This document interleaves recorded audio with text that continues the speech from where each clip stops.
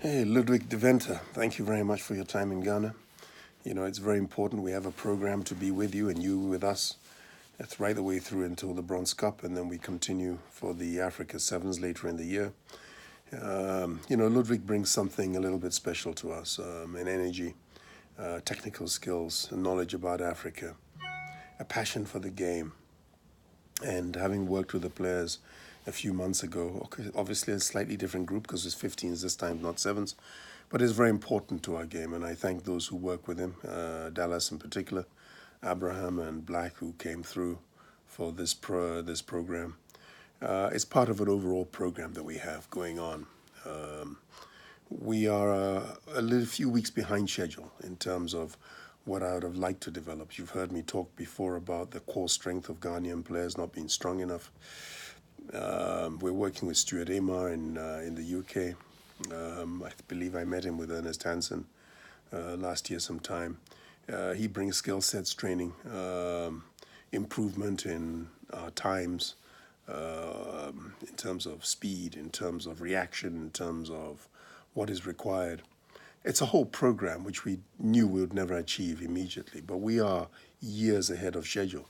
So Ludwig's presence, massively important. We have a program that I've been working on very closely with Dallas, off the background of what we picked up from Stuart Amar, and I thank him in terms of strength and conditioning. Rugby is a team sport. It's also a man's sport. I'm not saying that in a sexist way because Ghana ladies are extraordinary, and I think what we've seen with Rafatu and her girls, the Hurricane ladies in particular, bring joy to my heart.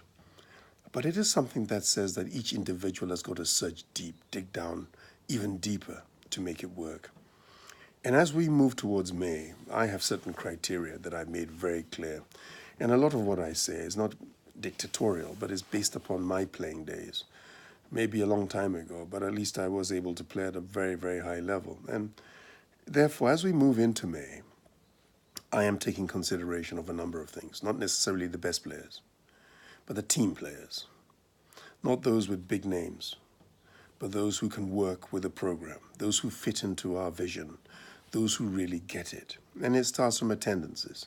And some of them have, so far, players who've been attending, have been a joy to watch. Major disappointment in some big name players in Ghana Rugby who have chosen not to come for training, or those who think they can come occasionally and then pitch up closer to the month. They will simply not get into the squad. It's not going to happen.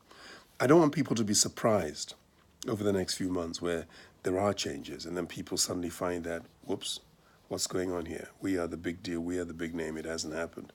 But already I can see from the absenteeism as well as the lack of effort, or the effort as though we're playing the league. Look, the Ghana League itself has improved over last year, which improved over the previous year. Going to the Bronze Cup, we need to up it another 5, 6 times to be really competitive, to come out of it successful. And therefore, we have to look at those players who are pitching up, those who are attending training, those who we know they have got work considerations, we know they have got other considerations, but they are making massive efforts.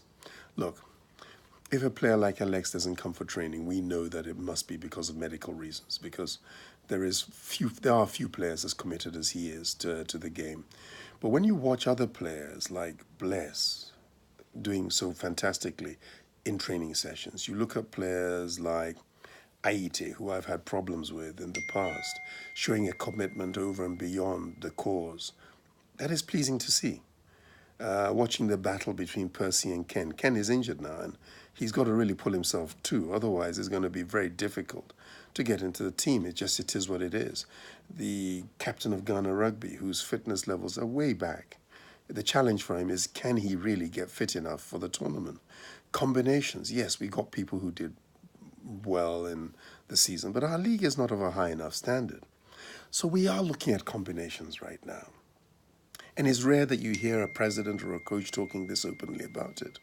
But we have to look at combinations. We have to look at areas where we require various technical skill sets to come in, maybe from the European players, to buttress what it is that we have going. We have to wonder whether it is Carlos and Theo at 12-13 is the right combination, or whether it should be 12-13 in a different way round, or whether we should actually look at bringing Aite into play in those combinations to see which of the two he can displace from that particular position. Francis's commitment, fantastic. Are we going to get them start tackling below the belt, below that waistline, harder, hitter? Defense has always been the most important offense for me, and I've driven this with Simba and with coaches who will listen to me. The philosophy with which we play is a clear vision that I have in terms of the way that rugby should be played. And so there are some players who have tremendous talent. Perhaps their skill set is not quite what I want, or the tenacity is not quite what I want, or the aggression is not what I want, or certainly the ability to hit hard and push back in the way that, say, a Kelechi can hit you hard and hurt you hard behind the gain line. We're looking for that, or the kind of a commitment that we see from the Lukmans, etc. The improvement of players like Jason, and we wonder whether it can continue right the way through. Young boys like Andre doing particularly well in that particular role. We have to turn around and ask that players who played so well during the season, the Jalilus, the Theos, etc., need to step it up again. They're doing well, but they need to step it up. The whole of Ghana rugby needs to. Survivor and them missed the first part of training. They've now started coming. The commitment in training has been great to see. When we choose this squad come April, it'll be based upon those who have been attending, not those who have a reputation. Those who are committed over and beyond, rather than those who are listening to people in the gallery saying that they're good or they're special. I'm looking for Ghana team to be a unified team, people who are prepared to play together beyond the point. Yes, some people have got advantages. The Kelechis, they're back in, they've traveled, they may be back in time, I hope they are, because they had a level of physicality that's very important. We've got Hakeem playing at number 8, who's got a different training program that brings an aggression that we need to, can they make the team, the squad? I hope so. We've got Bruno, who plays on the wing, who brings a physicality, an ability to hold, keep the ball in contact, not to lose it in collision, and to make it available, which is fundamentally important. Then we have a problem at the 9s. Donkor out of Cape Coast, good, too slow, it's got to improve. David, probably the most unlikely of them, who tackles better than any of the other scrum halves, which is very important. Philip, the quickest of the mark, doesn't coordinate quite well enough for me in terms of the pack, but now in these training sessions is communicating, because our 9, our 10, our 15 need to be talking, they need to be shouting, they need to be the people controlling, because they see what others don't. And they need to be as vocal as Phil from Accra Rugby Club, as I say with a smile, or other great 9s out there, to really bring it to a fore. We're trying to bring a unity, and this is not a little video clip criticizing anybody. It's just to give you people a sense of what it is that we're looking for, and a sense of seriousness. I can't force people to come to training. I can't force the Zakis and the rest to be there every week. I can't force people to do anything. But what I can do is to be instrumental in the choosing of that final selection of players who will wear that Ghana jersey and represent us at the Bronze Cup. And believe me, those who are chosen from 1 all the way up to 25 will be people who have shown commitment from the go, have improved from the off-season, who can work as team players, and who we think we can bring in strategically as the underdogs. Don't forget, we're the underdogs in this competition. So bring in strategically to surprise people when it matters. I hope those of you who have not been serious or who don't really get it, when they see this video clip, they will get it. They will understand what is expected. And then maybe it is, they will also make a change and understand.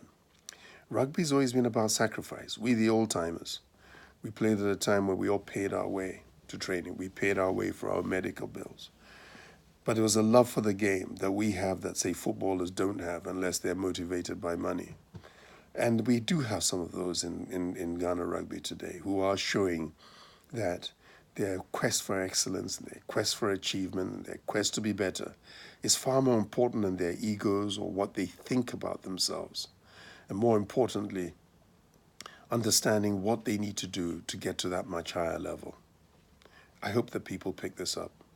And those who really want it, all I can say to you is good luck.